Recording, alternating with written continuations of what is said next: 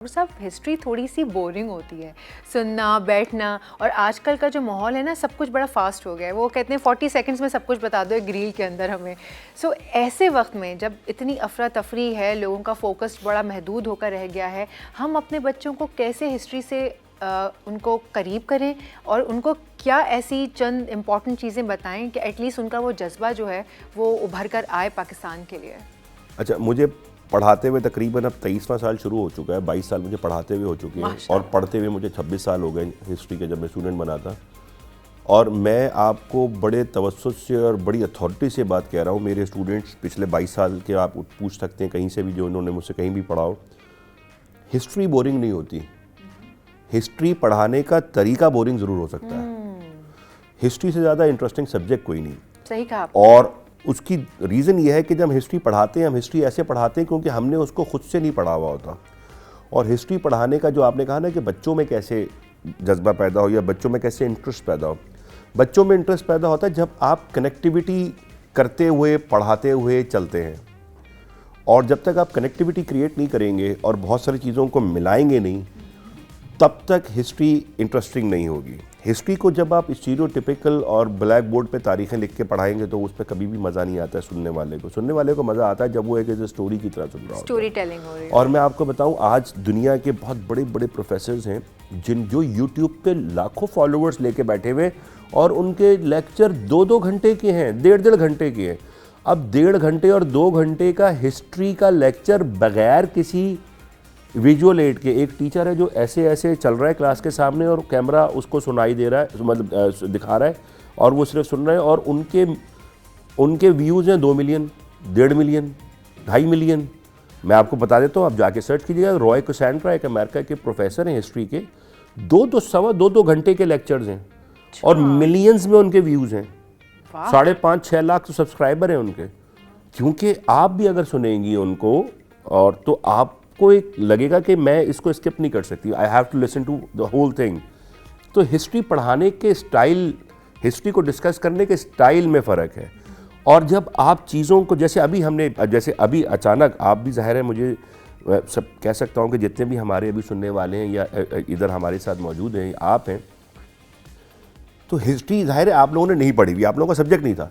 लेकिन अभी मैंने एक छोटा सा कनेक्शन बनाया आपका, Abdullah Haroon, Dawn, Lahore resolution, Sindh, Karachi, interest आ गया ना आपको।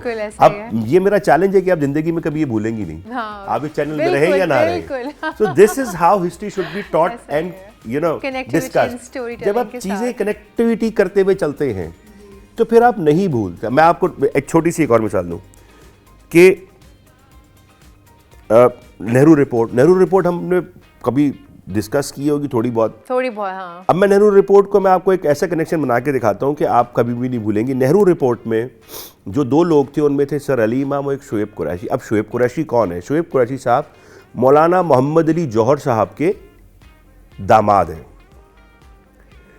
इंटरेस्टिंग पॉइंट, मौलाना मोहम्मद अली जौहर साहब के जो दामाद हैं शुएब कुरैशी, उनकी फैमिली, उनकी बेटी, उनके दामाद और उनके नवासियाँ पाकिस्तान के अंदर आज हैं। शायद आपने नाम भी सुना हो, मैं बता देता हूँ आपको। और उनके शुएब कुरैशी साहब के दामाद पाकिस्तान के पहले और सबसे बड़े मोस्ट रिस्पेक्टेबल सर्जन थे, orthopaedic surgeon, SK Kazi, one of the earliest. उनका 90+ में इंतकाल हुआ था। उनके इंतकाल को भी 8-10 साल हो गए। उनकी जो वाइफ थी उनका, और उनकी नवासी आज भी पाकिस्तान के अंदर काम करती हैं, दुरैया काजी के नाम से उनका मशहूर है। और दुरैया काजी जो हैं वो एक आर्टिस्ट हैं, स्कल्प्टर हैं, कराची यूनिवर्सिटी की विजुअल स्टडीज़ डिपार्टमेंट की फाउंडर हैं। अब देखिए कनेक्शन भी क्या हो गया। अब आप नहीं भूलेंगी कि मोहम्मद अली जौहर, शुएब कुरैशी, उनकी बेटी। और एक और इंटरेस्टिंग पॉइंट है कि 1930 के अंदर 30-31 में गांधी जी जेल में, तो शुएब कुरैशी उनको मिलने गए थे, तो उनकी बेटी छोटी सी थी, तो उनकी बेटी को गोद में रख के गांधी जी ने तस्वीर खिंचवाई है। और गांधी जी क्योंकि बूढ़े हो गए थे तो उनके दांत टूटे हुए थे, और छोटी जो बच्ची थी शुएब कुरैशी साहब की, वो छोटी थी तो उनके भी दांत नहीं थे, तो दोनों स्माइल कर रहे हैं, बच्चा और बूढ़ा, और दोनों के दांत नहीं है। और वो पिक्चर आज भी हिस्टोरिकली मशहूर है, अखबार में छपी थी उस टाइटल से कि द टूथलेस स्माइल। बगैर दांतों की स्माइली, एक बूढ़ा आदमी और एक बच्चा, वो तस्वीर आज भी है, आप गूगल करें इंटरेस्टिंग लग रहा है तो बिल्कुल। दिस इज अब now you will not forget this. बिल्कुल ऐसा ही तो है। दिस इज हाउ, आपने जो सवाल बुनियादी किया था कि कैसे हिस्ट्री को इंटरेस्टिंग पढ़ाया जाता है, इंटरेस्टिंग ऐसे पढ़ाया जाता है। सर ये तो अब इसमें एक मैं कंक्लूड कर दूं, sure, प्रॉब्लम ये है कि जो जैसे मैं हूं या मेरे जैसे जितने भी टीचर हैं हिस्ट्री के, उसके अंदर इतना ज़्यादा हमको पढ़ना और निकालना पड़ता है, चीज़ें निकालनी पड़ती हैं, डिग आउट करनी पड़ती हैं, तभी हम ये चीज़ें बना सकते हैं। वो एफर्ट जब तक डलेगा नहीं तो हिस्ट्री मैं बता नहीं पाऊंगा आपको उस तरीके से कनेक्टिविटी, तो फिर आप उसको मज़ा नहीं मतलब उसके अंदर इंजॉय नहीं कर पाएंगे। तो वो क्रिएटिविटी के लिए हमारी मेहनत बहुत ज़्यादा लग जाती है, वो एफर्ट जब तक डलेगा नहीं तो फिर हिस्ट्री इम्पोर्टेंट। ये तो मैं डॉक्टर साहब मैं कह रही थी ये सिर्फ हिस्ट्री की हद तक नहीं है, पढ़ाने वाले के ऊपर है। आप चाहे मैथ्स ही क्यों ना पढ़ा रहे हों, अंग्रेज़ी पढ़ा रहे हों, आप कुछ भी पढ़ाएं, लेकिन कनेक्टिविटी बनाकर स्टोरी टेलिंग के साथ पढ़ाएं तो ज़्यादा इंटरेस्ट जो है वो बच्चों को पैदा होगा। और ये सिर्फ टीचर्स के लिए नहीं है, ये वालिदैन के लिए भी है।